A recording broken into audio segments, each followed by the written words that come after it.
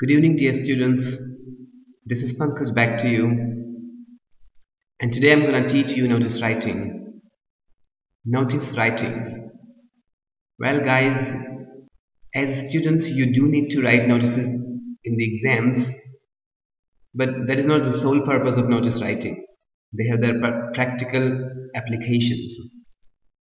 And I'm sure you must have been asked in your school to write some notices for the notice board. And even when you grow up, you work in some organization, in some company, or in some office, you would need to write notices. Notices are put up on notice boards to inform people of the upcoming events. Today, let's learn notice writing, okay?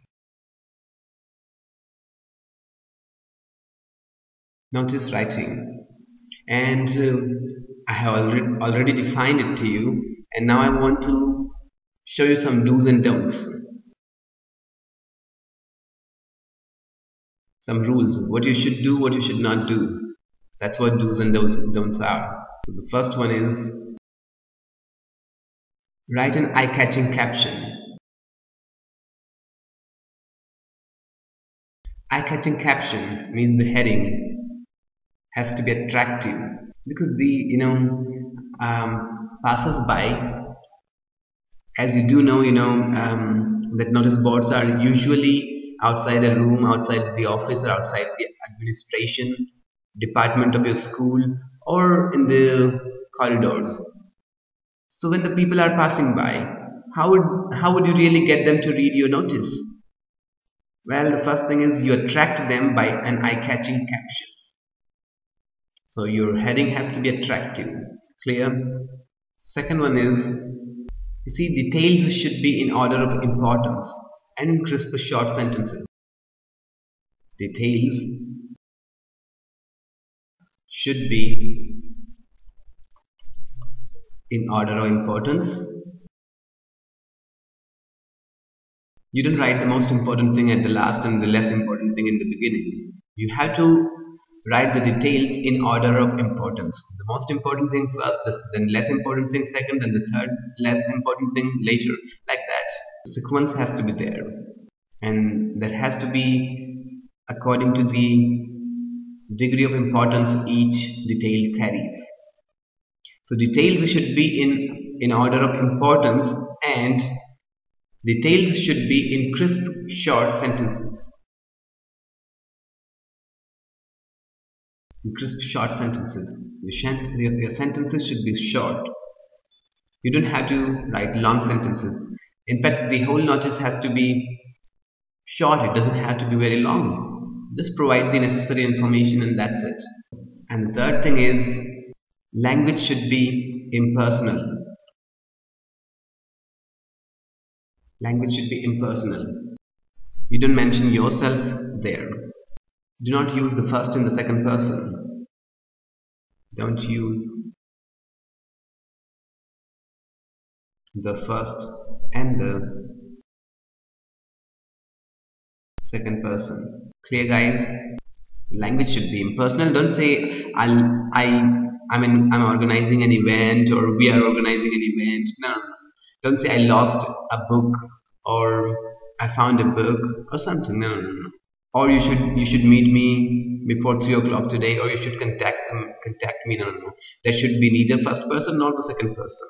Use impersonal language. Clear? And the fourth thing is, because the language has to be impersonal, we don't really need the subject. Use passive voice as far as possible. You can't always use passive voice, but use it as far as possible to make it look impersonal. Clear? It is informative. You give some information to somebody. There is nothing personal about it. And the fifth thing is, the notice that you write must answer the questions what? The questions what, why, when, where, and how. Your notice must answer the questions. What are the questions? What, why, when, where, and how. These are the questions. For example, what is the information, why is it being held, on what occasion, when is it being held, where is it being held, and how it is going to take place, how things are going to go around, everything. So your notice must answer the questions what, why, when, where, and how. What is going to happen, why is it so, on what occasion, why is it going to happen, and then when is it going to happen, and then where is it going to happen, and how is it going to take place, how are the things going to come around. So you answer the questions what, why, when, where, and how in a notice.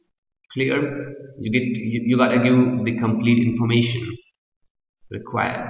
Okay. And the sixth thing is the notice must be dated. There should be a date in that. Put a date. It should be dated, as I'll show you in the format. And the seventh thing is follow the format meticulously. You see, it's impersonal, it is objective, it is something official. And so you have to follow the format meticulously or carefully. Clear? Be careful about the format. Then finally, after you have written it or before you write it, you had to put the notice in a box. Put it in a box. Well, these are the do's and don'ts that I hope you have understood. Now I just would like to write a notice for you. For example, you lost your wallet in the school. How would you write the notice?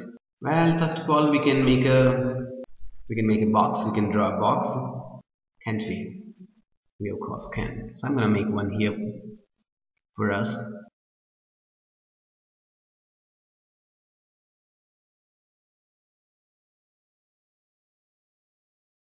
Okay, guys.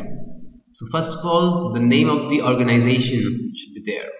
For example, I write St. Matthew's School, Kota.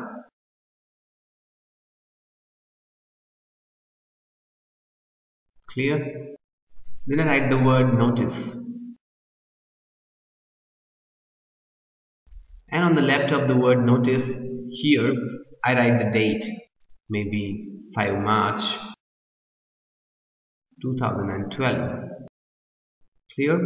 Now there has to be the caption. Well, here I'm going to write about the wallet that has been lost. I can write the wallet lost, or a black wallet lost, or I can just write lost, as you would usually find in cases of lost and found.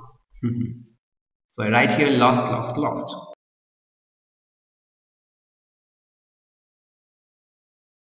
Clear, guys?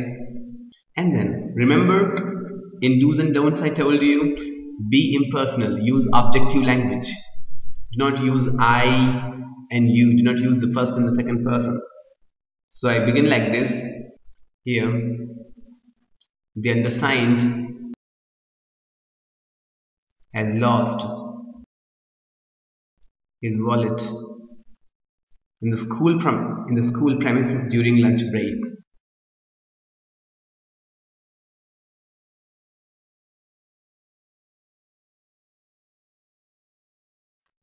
It has a photo of its owner.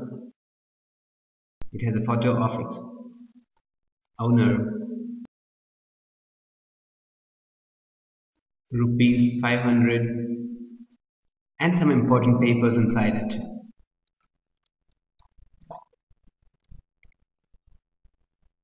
Now the finder is requested. See, I have mentioned my wallet and I have used the third person. I didn't use the first and the second person. The undersigned has lost his wallet in the school. His wallet. I'm the writer. I lost my wallet, and yet I'm using the third person, as I have already told you. The undersigned has lost his wallet in the school premises during lunch break. It has a photo of its own. It has a photo of its owner and rupees 500 and some important papers inside it. The finder is requested. The finder is requested to kindly return it to the undersigned. The finder is requested to kindly return it to the undersigned. The finder will avail a train. The finder will avail a treat.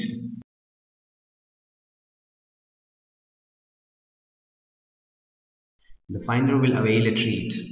And then I write my name here, Rahul, class 10.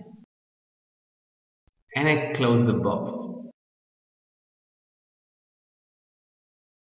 Clear, guys? So you see the format? First I mentioned what I lost, what it contained, or you can also tell what it looks like, and then you request the finder to return it, and then you can promise them a treat or something, or even a prize or something. Clear, guys? That's all for today. Thank you very much.